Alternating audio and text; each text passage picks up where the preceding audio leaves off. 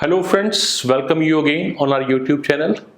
आज हम लेके आए हैं आपके लिए पेपर 2 कॉमर्स में से एक और वीडियो जो कि लिया गया यूनिट नंबर 1 में से, और इसमें हम दो टॉपिक कवर करने जा रहे हैं। One is trade barriers and the second one is International Monetary Fund. इन दोनों टॉपिक को लेके आज तक यूजीसी नेट में जितने भी क्वेश्चंस आए हैं या जो आ सकते हैं, इन 23 क्वेश्चंस जो मैं इस वीडियो में आपको बताने वाला हूं, 23 क्वेश्चंस के अंदर मैंने कोशिश की है कि आपके दोनों टॉपिक कंप्लीटली कवर हो जाएं। And I am very much sure about this कि अगर आप ये वीडियो देख लेते हो तो आपके दोनों टॉपिक बिल्कुल क्रिस्टल क्लियर हो जाएंगे।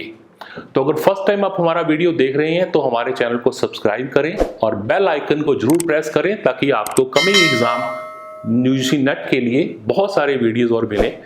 एंड इसके अलावा ये जो हम वीडियो पोस्ट करते हैं यूट्यूब पे, these are the sample videos. If you want the complete course of UGC NET paper 1 as well as paper 2 commerce, तो आप नीचे दिए गए डिस्क्रिप्शन नंबर पे कॉल कर सकते हैं, व्हाट्सएप कर सकते हैं, जहां पर हम आपको देंगे पेपर 1 पेपर 2 का स्टडी मटेरियल प्लस उसके वीडियोस अलॉन्ग विद प्रैक्टिस जो अभी हम यहाँ पर कर रहे हैं। तो चलिए हम शुरुआत करते हैं आज के वीडियो की। ऐसा मैंने कहा आपको कि टॉपिक है हमारा रहेगा, पहले हम बात करेंगे ट्रेड बैरियर्स की। तो देखें आप, इसमें क्वेश्चन नंबर 1 से हम स्टार्ट करते हैं। फर्स्ट क्वेश्चन सिंपल मैंने मीनिंग से शुरू किया है, that is a tariff. Tariff basically होता क्या है, कोई भी नेशन है, कोई भी कंट्री है, वो चाहती है कि हमारे देश में एक्सपोर्ट ज्यादा हो, इंपोर्ट कम हो। क्योंकि इंपोर्ट ज़्यादा होने से आपके पास फॉरेन करेंसी की कमी आ जाती है, क्योंकि आपको पे करना पड़ता है इंपोर्ट से। तो टैरिफिकेशन बेसिकली एक प्रोसेस है जहां पर हम कुछ टैक्स लगाते हैं ताकि हम इंपोर्ट्स को थोड़ा सा डिस्करेज करें और एक्सपोर्ट्स को बढ़ाएं। तो अगर हम टैरिफ की बात करें तो आपको ऑप्शन दे रखे हैं टैरिफ के मीनिंग के। तो टैरिफ से क्या होता है साहब, वॉल्यूम ऑफ ट्रेड बढ़ता है? नो। अभी मैंने क्या कहा, मेन इंटेंशन इज कि हम जो इंपोर्ट कर रहे हैं इंटरनेशनल बिजनेस के अंदर, उसको हम कम करने की कोशिश करते हैं। तो टैरिफिकेशन करने से या टैरिफ बैरियर लगाने से रिड्यूस होता है क्या, वॉल्यूम ऑफ अ ट्रेड। ये तो मीनिंग की बात आई। अब हम बात करते हैं बैरियर्स की। So two kinds of barriers are there. One is called tariff barriers, एक को हम बोलते हैं नॉन टैरिफ। तो ये क्वेश्चन है नॉन टैरिफ बैरियर्स का। नॉन टैरिफ बैरियर्स होते क्या हैं? सी, जैसे मैंने कहा, कोई भी गवर्नमेंट है वो ये चाहेगी कि हमारे यहाँ इंपोर्ट कम हो ताकि जो लोकल मैन्युफैक्चरर है उनको बेनिफिट हो। ठीक है, तो दो तरह से बैरियर मैंने कहा अभी गवर्नमेंट लगाती है, एक होती है टैरिफ और एक होती है नॉन टैरिफ। तो टैरिफ बैरियर जो लगाते हैं हम, उसके अंदर हम क्या करते हैं, जो इंपोर्टेड गुड्स है उसके प्राइस को इन्फ्लेट कर देते हैं, बढ़ा देते हैं बाय इम्पोजिंग हैवी टैक्सेस। आपने कस्टम ड्यूटी लगा दी, आपने इंपोर्ट ड्यूटी लगा दी। और अगर मैं बात करूं नॉन टैरिफ बैरियर की, तो नॉन टैरिफ बैरियर में हम सिर्फ प्राइस नहीं बढ़ा सकते, यानी हम प्राइस के ऊपर टैक्स नहीं लगाते। तो वहां पर हम क्या करते हैं, हम बात करते हैं क्वांटिटी की। तो कहते हैं नॉन टैरिफ बैरियर्स किस चीज को अफेक्ट करती हैं, वो अफेक्ट करती हैं क्वांटिटी को, मात्रा को, जो आपने इंपोर्टेड गुड्स मंगवाई है उसकी। प्राइस को करने के लिए हम क्या पढ़ते हैं, सिर्फ और सिर्फ हम बात करते हैं टैरिफ बैरियर्स। क्लियर? तो answer will be the A. Come to the third question. अब मैंने कहा नॉन टैरिफ बैरियर्स आप करते हैं कि आपने पढ़ा कि सब क्वांटिटी को इंपैक्ट डालते हैं। तो क्वेश्चन ये आता है कि नॉन टैरिफ बैरियर कितने तरह के होते हैं। तो इसमें एक ऑप्शन है, देखिए आप, कहता है it includes. Non tariff barrier में क्या क्या आता है, तो वन बाय वन हम डिस्कस करेंगे। सबसे पहले आता है कोटा सिस्टम। कोटा सिस्टम के अंदर गवर्नमेंट क्या करती है, एक कोटा फिक्स करती है कि सर इससे ज्यादा क्वांटिटी इस देश में हम इंपोर्ट नहीं करेंगे। ठीक है, या कुछ कंट्रीज क्या करती हैं, प्रोडक्ट के स्टैंडर्ड्स तय करती हैं। जैसे मान लो जो डेवलप कंट्रीज हैं वो कहती हैं सब हमारे यहाँ क्वालिटी के बेंचमार्क्स हैं। ठीक है, जैसे यूएसए है, यूके है, वो क्या करते हैं कि साहब इससे कम स्टैंडर्ड की क्वालिटी हमारे यहाँ पर हम आने ही नहीं देंगे। तो ये भी एक बैरियर का तरीका होता है। एक और होता है पैकेजिंग रिक्वायरमेंट। जैसे कुछ कंट्रीज कहती हैं कि हमारे यहाँ पर अगर आप भेजना चाहते हो माल, यानी जो वो कंट्री इंपोर्ट करती हैं, तो उन इंपोर्टर्स के सामने कंडीशन होती है कि जो पैकेजिंग होगी दैट शुड बी रिसाइक्लेबल। ठीक है, रिसाइकल होनी चाहिए, वो रिसाइकलेबल नहीं है तो हम आपसे माल नहीं लेंगे। तो ये तीनों के तीनों, यानी इसको जो राइट आंसर है वो है ऑल ऑफ द अबव। ये क्या थे? ये सभी के सभी क्या हैं? नॉन टैरिफ बैरियर्स हैं जो अफेक्ट करते हैं सिर्फ क्वांटिटी को, प्राइस को नहीं। क्लियर? चलिए थर्ड के बाद फोर्थ क्वेश्चन। अब जैसे मैंने कहा टैरिफिकेशन का मतलब पढ़ा हमने साहब, imposition of the taxes. Question comes कितनी तरह की ड्यूटीज उसमें लगती हैं, तो उसमें जो इंपॉर्टेंट है एग्जाम पॉइंट से पूछ सकता है आपसे या पूछा भी गया है, तो उनकी हम बात करेंगे। सबसे पहले क्वेश्चन आता है tariff levied on the basis of the units, यानी कि जो क्वांटिटी पे नंबर ऑफ यूनिट्स के ऊपर आप ड्यूटी लगाते हो उसका नाम होता है स्पेसिफिक ड्यूटी। किस पे लगता है ये? नंबर ऑफ यूनिट्स पे, क्वांटिटी पे। लाइक आपने कह दिया कि साहब इंडिया में क्रूड ऑयल आता है, बाहर से ऑयल बहुत मंगवाते हैं, तो आपने कहा पर बैरल इतना % आपको एक्स्ट्रा ड्यूटी देनी पड़ेगी। ये क्या हो गया? स्पेसिफिक ड्यूटी क्वांटिटी के ऊपर बेस्ड होगी। उसके बाद अगर आप कहते हो साहब मैं जो ड्यूटी लगा रहा हूं वो क्वांटिटी पे नहीं है, वो डिपेंड किस पे करती है? वैल्यू पे। Duty levied on the value of the goods, उसके लिए हम ड्यूटी का नाम होता है ad valorem duty. Ad valorem duty. Specific क्या था? क्वांटिटी के लिए बना था, और वैल्यू के लिए आपका आंसर रहेगा एड वैलोरम ड्यूटी। क्लियर? एक और क्वेश्चन इसी तरह का, same kind of question is there कि साहब आप कोई ऐसा टैरिफ लगा रहे हो जिसके अंदर वैल्यू भी अफेक्टेड हो रही है और उसकी क्वांटिटी भी हो रही है। क्यों? हमने क्या पढ़ा? स्पेसिफिक लगा साहब क्वांटिटी के लिए, ये लगा साहब वैल्यू के लिए। अगर आप दोनों की बात करोगे बोथ, उसके लिए हम क्वेश्चन लेके आते हैं, उसको बोलते हैं कंपाउंड ड्यूटी। तो कंपाउंड ड्यूटी का मकसद क्वांटिटी को भी कवर करता है और वैल्यू के ऊपर भी अप्लाई होता है। क्लियर? तो तीनों तरह की ड्यूटीज आपने 3 क्वेश्चन में अलग अलग पढ़ ली। Now one more question, this is additional import duty. हमने पढ़ा स्पेसिफिक ड्यूटी लगती है, हमने पढ़ा साहब अभी जो कंपाउंड ड्यूटी लगती है, उसके अलावा एक एडिशनल इंपोर्ट ड्यूटी है। दिस इज इम्पोज्ड ऑन, किस पे लगती है? Imported goods. कौन लगाता है? बाय ए नेशन, जहां इंपोर्ट कर रहा है। मान लीजिए इंडिया इंपोर्ट कर रहा है, ठीक है जी, तो इंडिया लगाएगा। किस लिए? To protect its domestic manufacturer. हम अपने डोमेस्टिक मैन्युफैक्चरर्स को बचाने के लिए कह लो ये ड्यूटी लगाते हैं। तो इसमें क्या होता है? कंसेप्ट आता है, उसको बोलते हैं डंपिंग। बहुत सी कंट्रीज क्या करती हैं? अपना प्रोडक्ट एक्सपोर्ट करती हैं और उस प्रोडक्ट की जो कॉस्ट है उससे भी कम प्राइस चार्ज करती हैं ताकि हम उस कंट्री में जाके अपने माल को बेच पाएं। मान लीजिए मैंने एग्जांपल लिया चाइना इंडिया को क्या दे रहा है? सपोज टॉयज दे रहा है। अब मान लीजिए एक टॉय की कॉस्ट अगर 1000 रुपीज है चाइना के लिए, पर चाइना उसको 1000 में ना बेचकर उसको सेल कर रहा है 700 में, ताकि इंडियन जो लोकल मैन्युफैक्चरर है उनका प्रोडक्ट सेल ना हो पाए, उनको चाइनीज टॉयज की याद पड़ जाए, बाद में हम रेट अप कर लेंगे। This is called dumping. Although dumping is unethical practice, but ये कहना कि ये बिल्कुल ही वैलिड नहीं है, ऐसा नहीं है। IMF इसके ऊपर बहुत काम करती है कि हम डंपिंग को कैसे रोकें, उसके लिए ड्यूटीज भी बनती हैं, अभी हम पढ़ेंगे।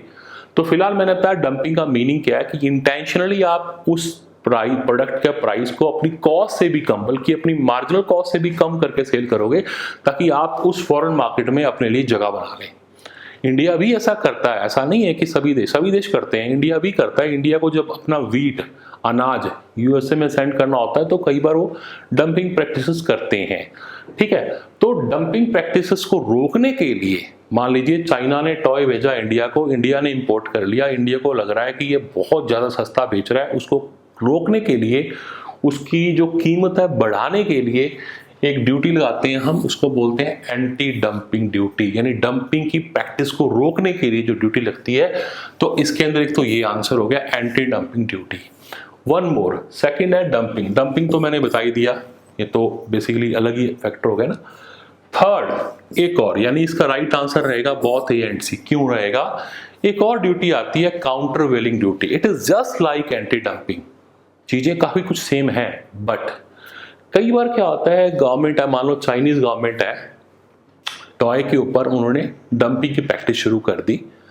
उसके अलावा चाइना ने क्या किया, अपने लोकल टॉय मैन्युफैक्चरर को कह दिया हम आपको कुछ सब्सिडी भी देंगे, आप और सस्ता बेचो, हम आपको कुछ कैश बेनिफिट भी दे देंगे।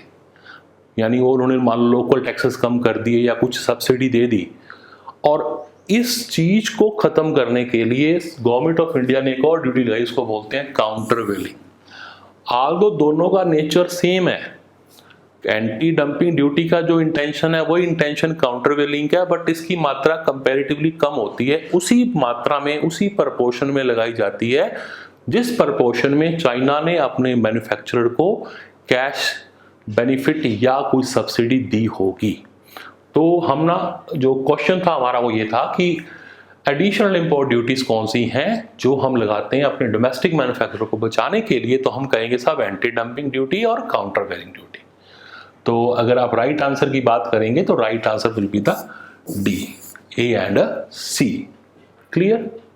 चलिए 8th क्वेश्चन पे आते हैं।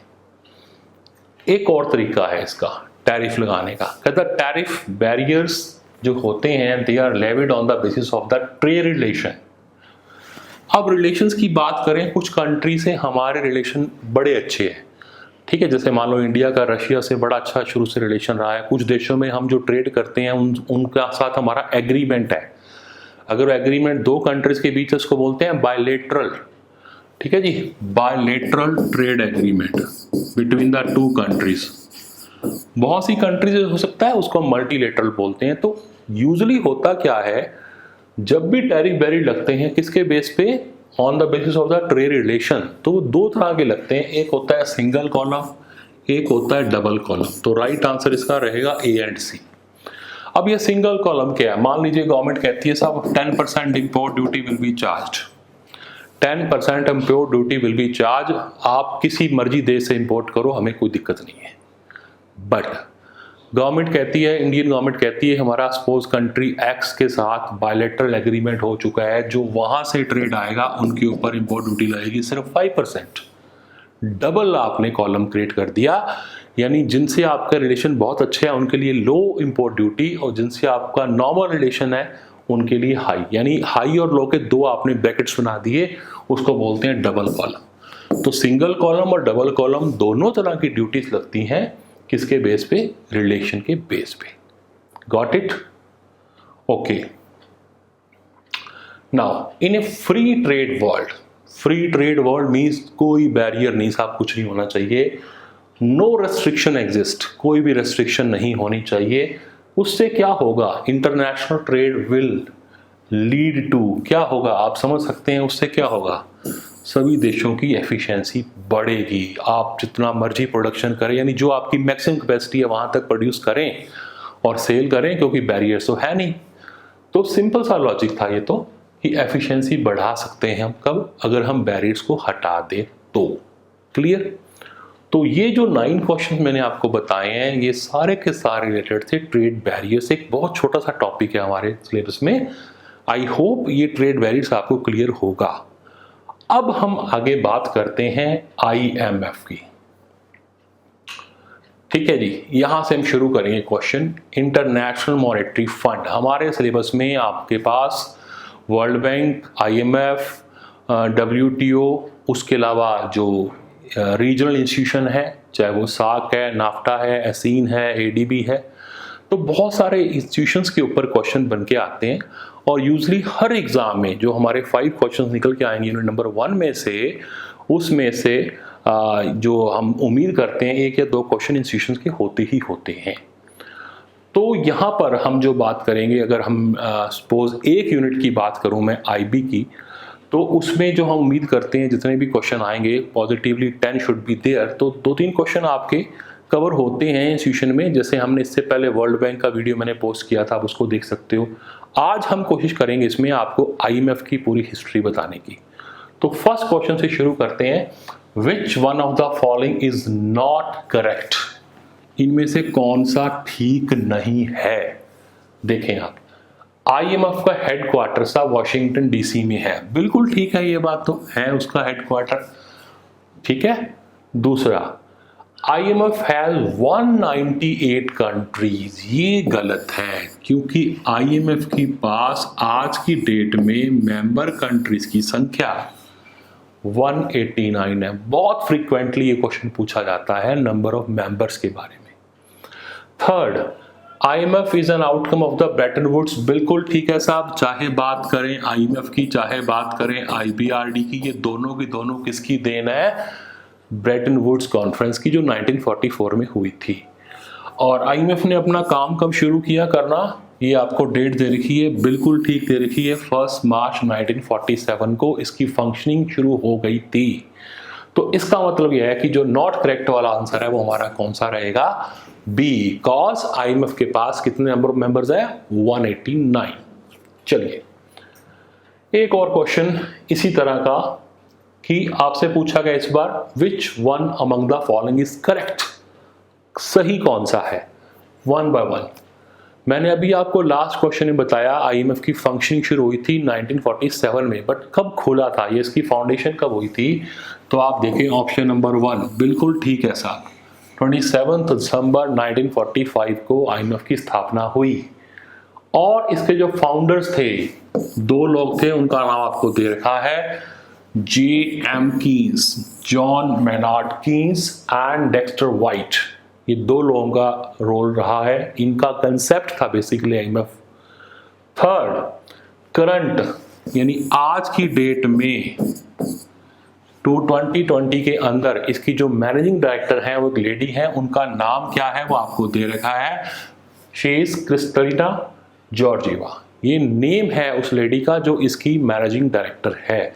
तो इसका मतलब हो गया, ये तो सारे ऑप्शन ठीक हो गए, तो हमारा राइट आंसर क्या होगा? All of the above. तो इन 2 क्वेश्चंस के पीछे मेरा मकसद था बनाने का कि आपको उसके फैक्ट्स एंड फिगर्स पता लग जाएं कि साहब 1945 में इसकी फाउंडेशन हुई, ब्रेटन वुड कॉन्फ्रेंस में हुआ, वो कॉन्फ्रेंस हुई थी 44 के अंदर, और आज की डेट में 189 मेंबर हैं। इसकी फंक्शनिंग हुई थी 1947 में। इसकी जो डायरेक्टर है उसका नाम आपको दे रखा है क्रिस्टलिना। ये इन्होंने रिसेंटली 2019 में इन्होंने ज्वाइन किया है, तो ये इनकी करंट मैनेजिंग डायरेक्टर है। क्लियर? चलिए उसके बाद IMF की हिस्ट्री और हम निकालते हैं, क्या है इसके अंदर। देखें आप 12th क्वेश्चन में, अब जो IMF के 189 मेंबर्स होते हैं, basically how they work, basically क्या काम कैसे करता है IMF। तो IMF ने क्या कर रखा है, हर मेंबर कंट्री का उसको बोलते हैं governor. Each member country of the IMF appoints a governor, जो पार्टिसिपेट करता है IMF की मीटिंग्स के अंदर कि साहब IMF की वर्किंग कैसे होती है। तो हर कंट्री से एक मेंबर चूज करते हैं जिसको गवर्नर बोला जाता है। वो कौन होता है, उसके लिए ऑप्शन दिए गए हैं, ही और she may be the finance minister member country, और the governor of central bank of the member country, और द प्रेसिडेंट। नो, इसका राइट आंसर क्या है? वित्त मंत्री, फाइनेंस मिनिस्टर। यानी अगर मान लीजिए हमारे देश में इंडिया को एक सीट मिली हुई है क्योंकि India is a founding member of IMF, तो हमारा जो फाइनेंस मिनिस्टर, वित्त मंत्री होंगे, वो क्या होंगे साहब? उसके मेंबर होंगे। क्लियर? और एक और होता है, इसको क्या बोलते हैं? गवर्नर। यानी IMF में इंडिया के लिए गवर्नर कौन हो गया? वित्त मंत्री। और जो सेंट्रल बैंक का गवर्नर होता है उसको हम बोलते हैं साहब ऑल्टरनेटिव गवर्नर। यानी इनका भी पार्टिसिपेशन हो सकता है। Suppose finance minister is not available for that meeting, so उसकी जगह कौन बैठेगा? Alternative governor. वो कौन होगा? वो हमारे सेंट्रल बैंक RBI का गवर्नर होगा। ठीक है सर? चलिए उसके बाद नेक्स्ट क्वेश्चन 13th, 2 स्टेटमेंट दे रखी हैं। पहले को पढ़ते हैं, the member Nations consistently finding balance of payment crisis. कहता जो मेंबर नेशन है वर्ल्ड में अपना IMF के, what they are facing basically BOP की प्रॉब्लम आ रही है। तो उन्होंने किसको अप्रोच किया? कहता they may approach the World Bank. किसके लिए? फाइनेंशियल अकोमोडेशन के लिए, ताकि हम इस क्राइसिस को मीट कर पाए। Second statement, member nation facing the BOP crisis can approach the IMF। अब देखो दो स्टेटमेंट में क्या है, पहले में बात की कि वर्ल्ड बैंक की, जो वर्ल्ड बैंक के मेंबर नेशंस हैं उन्होंने अपनी बैलेंस ऑफ पेमेंट क्राइसिस के लिए अप्रोच किया कि आप हमें फंडिंग दे दो। ऐसा नहीं है, World Bank no doubt funding करता है अपनी मेंबर कंट्रीज को, बट उस फंडिंग का जो मोटिव है वो कभी भी बैलेंस ऑफ पेमेंट क्राइसिस को मीट करना नहीं होता। They basically fund only for the development projects, विकास के लिए पैसा देते हैं वो लोग। बैलेंस ऑफ पेमेंट के लिए सिर्फ और सिर्फ कौन देता है, IMF, इंटरनेशनल मॉनेटरी फंड। तो इन दोनों स्टेटमेंट की बात करूं तो हमारा जो राइट आंसर रहेगा वो रहेगा B is correct. Second statement सही है और फर्स्ट वाली रॉन्ग है, क्योंकि वर्ल्ड बैंक का काम BOP क्राइसिस को मीट करना नहीं है। चलिए जी, आते हैं हम 14th क्वेश्चन पे। अब बात की गई है IMF के फिर ऑब्जेक्टिव क्या है। अभी हमने क्या पढ़ा, IMF की हिस्ट्री क्या है, फिगर्स क्या है, फैक्ट्स क्या है। फिर हमने पढ़ा कि साहब बैलेंस ऑफ पेमेंट क्राइसिस के लिए फंडिंग प्रोवाइड करता है IMF। फिर ये दिया गया है इनमें से कौन सा IMF का ऑब्जेक्टिव नहीं है, यानी कि 4 ऑप्शन दिए गए हैं, इनमें से आपके 3 ऑप्शन इसके ऑब्जेक्टिव होंगे जो आपको याद करने हैं। कौन सा नहीं है वो पढ़ते हैं। देखें यहाँ first, to promote the international monetary cooperation, बिल्कुल साहब, बेसिक एजेंडा ही यही था IMF का। To ensure the balance international trade, बिल्कुल हम ये चाहते हैं कि इंटरनेशनल ट्रेड बैलेंस होना चाहिए। To finance the productive efforts according to the peace time, no, ये हमारा राइट आंसर हमारा सी रहेगा, क्योंकि ये IMF का ऑब्जेक्टिव नहीं है। लास्ट देखें ये ऑब्जेक्टिव होता है क्या, एक्सचेंज रेट में स्टेबिलिटी लाना। वो एक अलग बात है IMF की, जो हम शॉर्टकमिंग्स पढ़ेंगे तो हम पढ़ते हैं कि साहब ये मोटिव उनका अचीव नहीं हो पाया, बट एनी हाउ ये ऑब्जेक्टिव रहे हैं। कौन कौन से, A, B एंड D। जो ऑब्जेक्टिव नहीं है वो कौन सा है, C। क्लियर। चलिए, बिल्कुल सेम काइंड ऑफ क्वेश्चन। अब बात करते हैं कौन कौन से ऑब्जेक्टिव हैं। वहां हमने पढ़ा कौन सा ऑब्जेक्टिव नहीं है, अब हम पढ़ते हैं उसके ऑब्जेक्टिव कौन कौन से हैं। वो देखें आप, 5 options are given. First option पे आए आप, to promote the exchange rate stability, sir बिल्कुल हमारा IMF ओपन करने का ऑब्जेक्टिव यही था। To create a standby reserve, बिल्कुल IMF अपने पास एक स्टैंड बाय रिजर्व रखता है फंडिंग के पॉइंट ऑफ व्यू से। To print the international currency, नहीं, ये हमारा ऑब्जेक्टिव नहीं है, करेंसी नहीं छापता IMF। To establish a multilateral system, बिल्कुल ठीक है साहब, करता है। To maintain orderly exchange rate stability, बिल्कुल ठीक है। तो अगर मैं इन 5 ऑप्शंस की बात करूं तो ऑप्शन नंबर अगर 3 को छोड़ दें तो बाकी सभी हमारे ऑब्जेक्टिव हैं। तो अगर आप इस दिए गए आंसर में थर्ड ऑप्शन को छोड़ेंगे तो आपका राइट आंसर बनेगा C। क्लियर। तो इसका आंसर क्या हुआ, C। चलिए, now come to the next one. IMF की ही बात करते हैं, फंडिंग की बात हमने की। तो कहता साहब कैसे फंडिंग करता है IMF, instrument chosen for enhancement of international liquidity की। IMF को अगर इंटरनेशनल लिक्विडिटी को बढ़ाना है तो कैसे फंडिंग करेगा, 4 ऑप्शन दिए गए हैं। तो बाकी तीनों ऑप्शन इसमें आपको अलग करने हैं, यानी जो आपका राइट आंसर रहेगा वो रहेगा SDR, स्पेशल ड्राइंग राइट्स। ये एक तरह से इसको हम बोलते हैं पेपर गोल्ड है ये, किसका, IMF का। इंटरनेशनल लिक्विडिटी को बढ़ाने के लिए IMF यूज करता है स्पेशल ड्राइंग राइट्स। पढ़ते हैं इसकी डिटेल अभी हम। चलिए, नाउ SDR कब लॉन्च हुआ। जैसे मैंने कहा SDR क्या है, एक कॉमन करेंसी बना रखी है जिसको हम पेपर गोल्ड बोलते हैं। ये कब लॉन्च किया IMF ने, तो इसका राइट आंसर रहेगा 1969। बट जो तीनों ऑप्शन दिए मैंने इंटेंशनली दिए हैं। 44 में सब IMF बना, क्या सॉरी ब्रेटन वुड कॉन्फ्रेंस हुई 44 में, IMF बना 45 में, फंक्शनिंग शुरू हुई 47 में। SDR कब लॉन्च किया इन्होंने, 1969 में। तो क्रोनोलॉजिकली सीक्वेंस आप याद रख लेना, 44 में ब्रेटन वुड कॉन्फ्रेंस हुआ था, 45 में IMF की स्थापना हुई थी एंड 47 में इसकी फंक्शनिंग शुरू हुई, 69 में इन्होंने SDR को लॉन्च किया था। अब हम SDR की बात करते हैं। सब SDR क्या होता है, तो देखें आप एक क्वेश्चन, SDR आर नॉट में क्वेश्चन पूछा गया है, यानी कि स्पेशल ड्राइंग राइट्स। SDR में बाकी सारे फीचर होते हैं, एक नहीं होता।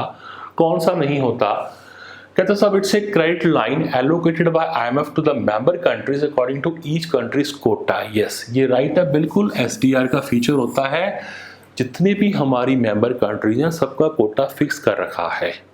ठीक है, जैसे इंडिया का लिटिल बिट बिलो 3% के आसपास कोटा है। तो दूसरी बात, आईएमएफ का यूनिट ऑफ अकाउंट है, बिल्कुल ठीक है। बास्केट ऑफ 5 करेंसीज, बिल्कुल ठीक है। पूछा क्या गया था, नॉट का आंसर है ये। SDR doesn't mean only US dollar, SDR का बैकअप सिर्फ डॉलर में नहीं होता। ठीक है, और रही बात कितनी करेंसी आती है इसमें, नोट करना आप, ये क्वेश्चन पूछ सकता है आपसे। 5 करेंसीज, 5 करेंसीज कौन कौन सी हैं साहब, यूएस का डॉलर इसमें लेते हैं, जो मेजर कंट्रीज है, याद रखना बड़ा आसान है। यूरो, ठीक है साहब, पौंड, जापान का येन हो गया, जापानीज येन, और जो रिसेंटली ऐड हुआ वो चाइनीज करेंसी ऐड हुई आरएमबी, ये ऐड हुई थी 2016 में। तो ये 5 करेंसीज की बास्केट है, जिसके अंदर जो ओरिजिनली जब ये स्टार्ट किया गया था at that time only 4 member countries, जो मेजर कंट्रीज हैं, उनका जो करेंसी है उसमें dollar, pound sterling, euro and Japanese yen लिए गए थे। बट रिसेंटली 2016 में किसको ले लिया गया, आरएमबी को, जो किसकी करेंसी है, चाइना की। क्लियर, तो ये बास्केट है 5 करेंसीज का। तो क्वेश्चन क्या था, नॉट की सेंस में था, तो नॉट की सेंस में आंसर क्या रहेगा आपका, बी। ये सब ये डॉलर से बैक्ड अप है, no. Okay, come to the next one. Developing countries can borrow more than the quota under extended fund facility of IMF. IMF ने फंडिंग करने के लिए अलग अलग बहुत सारी स्कीम है, कोई पॉवर्टी रिडक्शन की है, कोई एक्सटेंडेड फंड के नाम से है, कोई स्पेशल के नाम से है। ठीक है, तो एक स्कीम है, उसका नाम है एक्सटेंडेड फंड फैसिलिटी, इसको हम इन शॉर्ट बोलते हैं ईएफएफ। तो ईएफएफ में कहता है, ये क्या कह रहा है, जो डेवलपिंग कंट्री है they can borrow more than their quota. Yes, ये बिल्कुल ठीक है। आपके कोटा से अगर आप कंपेयर करें 140%, यानी मान लो इंडिया कोटा $100 का है तो 100 रुपीज का है तो 140 रुपीज तक, यानी कि 40% एक्स्ट्रा मैं ले सकता हूं, बिल्कुल ठीक बात है। स्टेटमेंट 2, एक्सटेंडेड फंड फैसिलिटी जो मिलती है that is created to meet the short term crisis, ये रॉन्ग है, क्योंकि इसका मेजर मोटिव होता है medium term as well as long term. तो हम ये कह सकते हैं स्टेटमेंट 1 तो करेक्ट है, सेकंड स्टेटमेंट आपकी रॉन्ग है। आंसर आपको दिए गए हैं, 1 is correct, second 1 is not correct. तो राइट आंसर रहेगा इसका ए, यानी ईएफएफ की जो फैसिलिटी है वो डेवलपिंग कंट्रीज के लिए है, अपने कोटा से ज़्यादा वो पैसा निकाल सकते हैं, बिल्कुल ऐसा होता है। पर वो जो कोटा की जो फैसिलिटी है फंडिंग की, दिस इज, ये कह रहा है शॉर्ट टर्म नहीं, this is only for medium and long term requirements. चलिए, तो इस क्वेश्चन के अंदर आपको 2 अलग अलग लिस्ट दे रखी हैं, आपको मैच करना है। अगर आप लिस्ट की बात करें तो देखें आप, ये 2 लिस्ट हैं। इसके अंदर बेसिकली क्या गिवन है, जितनी भी आईएमएफ की स्कीम्स हैं, जैसे हमने अभी बात की थी EFF, stand by arrangement, SBA बोलते हैं इसको, उसके अलावा सप्लीमेंट रिजर्व फंड, इसको एसआरएफ बोलते हैं, this is called poverty Reduction and growth repayment. तो अलग अलग स्कीम्स हैं। क्वेश्चन है कि जहां वो जो फंडिंग हो रही है उसका रीपेमेंट टाइम पीरियड कितना है, किसी का साहब 2 साल है, किसी का 4 साल है, किसी का 10 ईयर्स है। तो ऑप्शन आपके सामने आपको दे रखे हैं 1 2 3 4। तो ये सिंपली आपको क्रैम करना है, इसकी मगिंग करनी है, रट्टा मारना है, वो मैं आपको अभी बता देता हूँ। इसका जो राइट आंसर है वो फर्स्ट रखा है हमने इंटेंशनली, ताकि आप इजीली लर्न कर पाओ। यानी हर लिस्ट 1 के सामने जो लिस्ट 2 है, यानी ए का आंसर 1, बी का 2, सी का 3, डी का 4 है, वो एज इट इज आपको लर्न करना है कि कौन सी स्कीम कितने समय के लिए लोन प्रोवाइड करती है। ठीक, चलिए 20 के बाद next question, again one more scheme of the IMF, Poverty Reduction and Growth Facility PRGF, and one more Exogenous Shocks Facility ESF. ये भी दोनों आईएमएफ का असिस्ट करने का तरीका है। क्वेश्चन ये आता है कि ये असिस्टेंट जो देते हैं असिस्टेंस किस तरह की है। तो सिर्फ एक चीज याद रखना, आईएमएफ का जो मेजर है वो क्या है, इट प्रोवाइड्स फाइनेंशियल असिस्टेंस, कोई टेक्निकल डेवलपमेंटल ऐसी कोई या सर्वेलेंस पे रखना ऐसा कोई इंटेंशन नहीं है। IMF का जो मेजॉरिटी ऑफ स्कीम्स है they are meant to give the financial support to the developing countries for the BOP crisis. Clear? Okay, 22nd now come to the functions. हमने ऑब्जेक्टिव पढ़े IMF के, बिल्कुल मिलता जुलता क्वेश्चन है। ये कह रहा था IMF के फंक्शंस बताने आपको, include all of the following but, यानी एक इसमें फंक्शन नहीं होगा। तो पढ़ते हैं, to provide emergency loan to the countries facing BOP problems, बिल्कुल ठीक है सर, हमारा मेन फंक्शन तो यही है। To monitor the macro economic development continuously, बिल्कुल ठीक है, जो मैक्रो इकोनॉमिक फैक्टर होते हैं IMF की नजर रहती है उन पे। To serve as a world central bank, no no no no, ये हमारा ऑब्जेक्टिव नहीं है। वर्ल्ड सेंट्रल बैंक का कोई ऐसा काम IMF नहीं करता, ना करना चाहता है। बाकी सारे के सारे IMF के ऑब्जेक्टिव और फंक्शन में दिए गए हैं। चलिए जी, last question and the important one. दो लिस्टें इसमें 1 2, again you have to match. अब इसमें क्या है, एक होता है अकोमोडेटिंग कैपिटल, एक आपने सुना होगा ऑटोनॉमस कैपिटल, पढ़ा है हमने पिछले वीडियो में, देख लेना। BOP के अंदर ये प्रॉब्लम आती हैं। फिर हमने SDR अभी पढ़ा एलोकेशन, और एक हम पढ़ते हैं स्टैटिस्टिकल डिस्क्रिपेंसी, जो हमने पढ़ा था बैलेंस ऑफ पेमेंट चैप्टर के अंदर। अब इनके सामने जो ऑप्शन दिए गए हैं, अगर मैं उनको देखता हूं तो आप देखें, पहले हम रीड करते हैं लिस्ट 2 को। लिस्ट 2 क्या कहता है साहब? फर्स्ट पॉइंट में रीड कर रहा हूं, creation of international reserve asset by IMF and their allocation among the member country in order to improve the international liquidity। ये प्योरली किसकी बात कर रहा है? SDR की। एक इंटरनेशनल रिजर्व एसेट बनाई IMF ने अपने मेंबर कंट्रीज को सपोर्ट करने के लिए, उनको कोटा फिक्स कर दिया गया कि वहां तक आप यूज कर सकते हो क्राइसिस के टाइम पीरियड में, उसको SDR बोलते हैं। सेकंड को पढ़ते हैं, estimate of the foreign exchange flow on account of, किस अकाउंट में? Either the variation in the collection of the rated figures और unrecorded. This is called statistical discrepancy. ठीक है जी, हमने पढ़ा था स्टैटिस्टिकल डिस्क्रिपेंसी के अंदर एरर एंड ओमिशंस जो रह जाती हैं उनको कवर करते हैं। यानी आपको पता लगा लिस्ट 2 में फर्स्ट का आंसर SDR है, 2 का आंसर क्या है? स्टैटिस्टिकल डिस्क्रिपेंसी है। फिर हम पढ़ते हैं third, inflow of foreign exchange to meet the balance of payment deficit. सिर्फ बैलेंस ऑफ पेमेंट डेफिशिट को यूज करने के लिए जो बनता है, this is called accommodating capital, जो कंपनसेटिंग, इसको हमने नाम दिया था, IMF अकोमोडेट करने के लिए BOP भी डेफिशिट है, उसकी फंडिंग करता है। And the last one, flow of the loans in the normal course of business में जो आता है उसको हम क्या बोलते हैं साहब? ऑटोनॉमस कैपिटल बोलते हैं। तो अगर आप इन ऑप्शन को डिटेल में पढ़ते हैं तो आप बड़े आराम से इसके आंसर को बता पाएंगे। तो आप इसके सभी आंसर को चेक करेंगे। तो जो D था हमारा डिस्क्रिपेंसी, उसको लेकर हमने ऑप्शन तैयार किया था, that was first SDR of the, ये SDR का हमने पढ़ा, यानी 1 SDR कहाँ दिया है? C का आंसर क्या होगा साहब? 1 होगा। तो यहां पर C का आंसर 1 यहां पर क्लियर है। A का थर्ड है, B का फोर्थ, बिल्कुल ठीक है, ये हमारा राइट आंसर था। तो आप इन लिस्ट 1 लिस्ट दोनों को पढ़े, you will get an idea. तो by this way I tried my level best कि आपको मैं IMF के बारे में और ट्रेड बेल्ट्स के बारे में पूरी जानकारी दूं। अगर आपको ये एफर्ट अच्छा लगे तो प्लीज़ प्लीज़ प्लीज़ हमारे चैनल को सब्सक्राइब जरूर करें और शेयर करें मैक्स टू मैक्स। सो मिलते हैं नेक्स्ट वीडियो के अंदर। Thank you very much.